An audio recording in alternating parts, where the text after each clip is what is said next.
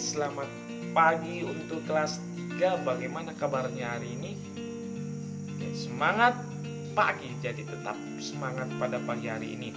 Nah, ketemu lagi dengan Bapak Justinus Tarupua di pembelajaran matematika pada hari. Ingat, matematika asik dan menyenangkan. Iya, asik dan menyenangkan ya, tentang matematika. Nah, pada hari ini kita akan belajar tentang sifat-sifat operasi hitung bilangan cacat di halaman 52 buku paket kalian ya. Nah, kemarin kita sudah belajar tentang soal cerita tentang hitung campur ya. Di sini masih banyak yang belum paham tentang soal cerita, tapi intinya di situ kalian menggunakan logika untuk menjawab soal-soal cerita di situ. Jadi Bapak tidak ulang lagi karena itu sudah 2 pertemuan kita bahas di situ. Nah, pada saat ini kita membahas tentang sifat-sifat operasi hitung bilangan cacat. Kita satu sifat aja hari ini, yaitu sifat komutatif saja ya untuk kita pelajari. Tetapi sebelum kita masuk di pembelajaran kita pada pagi hari ini, alangkah baiknya kita awali dengan doa. Segala sesuatu yang kita lakukan, usahakan kalian awali dengan doa ya. Oke, kita berdoa dalam hati kita ya. Kita berdoa dimulai dalam nama Bapa dan Putra dan Roh Kudus. Amin.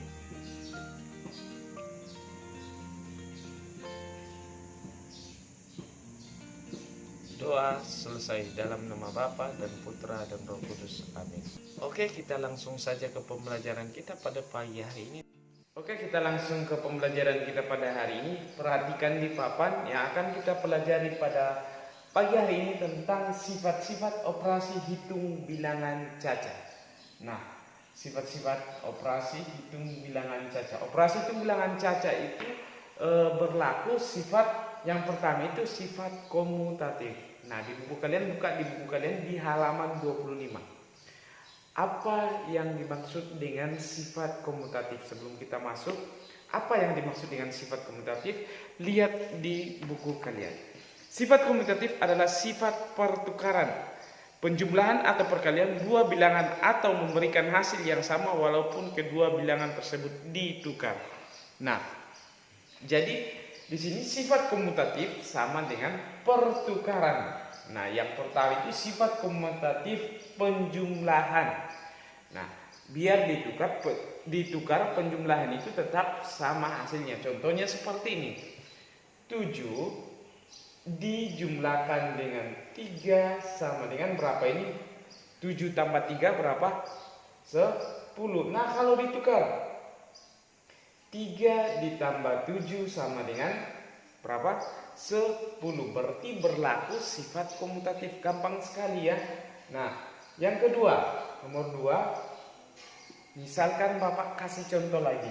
Misalkan 11 ditambah dengan 9 sama dengan 9 ditambah 11 ya. Berarti hasilnya sama-sama dengan 20. Berarti berlaku sifat komutatif penjumlahan. Nah, itu contohnya. Paham tentang itu? Nah, yang kedua, bagian B. Sifat komutatif perkalian. Nah, lihat di sini hampir sama dengan penjumlahan. Kita lihat contohnya. Ya, contohnya misalkan 2 dikali dengan 6 sama dengan 6 dikali dengan 2. Kita lihat hasilnya, apakah sama hasilnya atau tidak. Misalkan 2 dikali 6 berapa? 12. 6 kali 2 sama dengan 12. Berarti berlaku sifat komutatif pada perkalian karena sama-sama hasilnya. Kita lihat contoh yang kedua. Misalkan 3 dikali 2 sama dengan 2 dikali 3. Kita lihat apakah sama-sama hasilnya. Jadi dia 6. Oke, jadi sama. Nah, itu saja tentang sifat komutatif pada penjumlahan dan perkalian.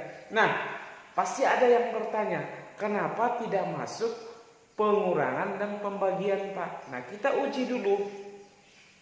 Nah, ini jawabannya. Kenapa tidak masuk pengurangan? Kita coba. Karena komutatif ini sama dengan pertukaran. Kita coba. 6 dikurang dengan 4 sama dengan berapa? Ini pengurangan 4. Berarti dia 2. Nah, kita coba tukar. 4 dikurang 6. Ini tidak bisa. Berarti dia min 2, berarti tidak berlaku sifat komutatif pada pengurangan, ya, seperti ini. Nah, kita lihat jawabannya yang pembagian. Kenapa, Pak, tidak berlaku? Misalkan 6 dibagi dengan 2 sama dengan 2 dibagi dengan 6, karena ditukar. 6 dibagi 2 sama dengan 3. 2 dibagi 6 tidak bisa, berarti tidak sama hasilnya. Berarti sifat komutatif tidak berlaku pada pembagian. Itu saja tentang contohnya. Jadi kesimpulannya bahwa sifat komutatif itu berlaku pada penjumlahan dan perkalian. Karena sudah kita uji tadi bahwa kalau angkanya kita tukar, berarti dia sama hasilnya. Kita sudah uji di sini, ya, 2 contoh. Nah, sama seperti perkalian. Perkalian itu berlaku sifat komutatif karena kalau bilangannya ditukar, dia tetap sama hasilnya. Nah, kenapa dibilang berlaku sifat komutatif? Nah, kita sudah buktikan tadi. Nah, kenapa pengurangan tidak berlaku sifat komutatif? Karena bila bilangan kita tukar dengan pengurangan hasilnya tidak sama, maka sifat komutatif tidak berlaku pada pengurangan. Sama seperti di pembagian. Kita sudah uji tadi hasilnya tidak sama, berarti tidak berlaku sifat komutatif. Jadi gampang tentang sifat komutatif ini. Berarti ingat saja bahwa sifat komutatif itu sama dengan pertukaran. 2 bilangan itu ditukar. Nah, kita sudah belajar tadi. Itu gampang kan? Jadi seperti yang ada di buku kalian, ada contoh di situ. Berarti kita tukar 7 kelereng ditambah 5 kelereng, berarti dia sama dengan 12 kelereng. Nah, kalau kita balik 5 ditambah 7 berarti tetap sama hasilnya. Sama dengan yang B, itu perkalian, berarti dia berlaku. Nah, lihat contoh di halaman 26 di situ, ya, di halaman 26. Kita coba kerjakan nomor 1 di situ bagian A, ya, bagian A, nomor 1 bagian A, nomor 1 bagian A. Di situ soalnya 127 ditambah 213 sama dengan 213 ditambah titik-titik sama dengan titik-titik. Nah, tinggal kalian isi di situ. Jadi pertanyaan tadi seperti dia penjumlahan.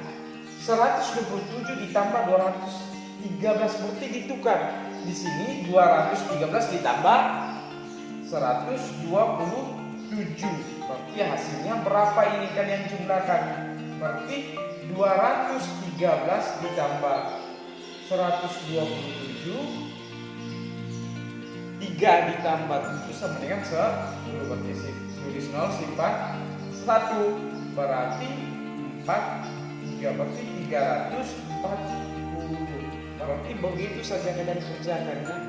Nah, bagian B perkalian, berarti tinggal kalian isi titik-titiknya di situ, ya. Oke. Itu, dan latihan di rumah atau tugasnya di rumah di latihan sebelah itu kalian teruskan. Nomor 1 dan nomor 2. Nomor 1 dan nomor 2. Nomor 1 itu bagian B, C dan D, kemudian nomor 2 itu A, B, C, D. Itu saja, ya, tentang tugasnya di rumah. Sampai di sini pembelajaran kita tentang sifat-sifat operasi hitung bilangan cacah. Nah, yang pertama kita bahas hari ini yaitu sifat komutatif. Mudah-mudahan apa yang Bapak jelaskan baru-baru kalian bisa pahami di rumah untuk mengerjakan tugas ya. Oke, matematika asik dan menyenangkan ya. Sampai ketemu di pembelajaran matematika berikutnya bersama Bapak Yus. Oke, salam sehat. Dah.